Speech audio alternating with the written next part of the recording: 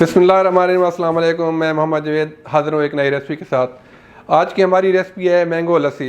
ये बहुत ही टेस्टी और बनाने में बहुत ही आसान होता है। तो हमें मैंगो लस्सी के लिए जो चीज़ें चाहिए, मेरे पास है 200 ग्राम योगर्ट, 100 ग्राम मैंगो, 200 ml मिल्क और थोड़ी सी आइस क्यूब और 2 टेबलस्पून शुगर, और मेरे पास है एक क्रशर ब्लेंडर।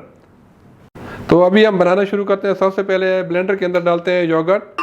मेरे पास है 200 GM, और फिर मैंगो है 100 ग्राम, 200 ml है मेरे पास दूध। अगर आप दूध नहीं इस्तेमाल करना चाहें तो आप पानी भी यूज़ कर सकते हैं। और मेरे पास थोड़ी सी आइस क्यूब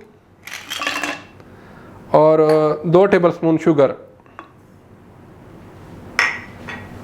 तो हम इसको अच्छी तरह ब्लेंड कर लेते हैं।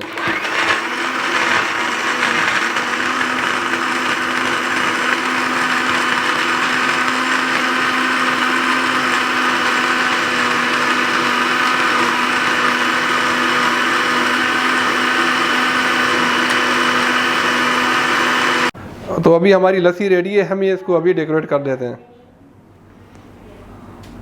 तो हमारी लस्सी रेडी है। उम्मीद आपको पसंद आई, झटपट बन जाती है।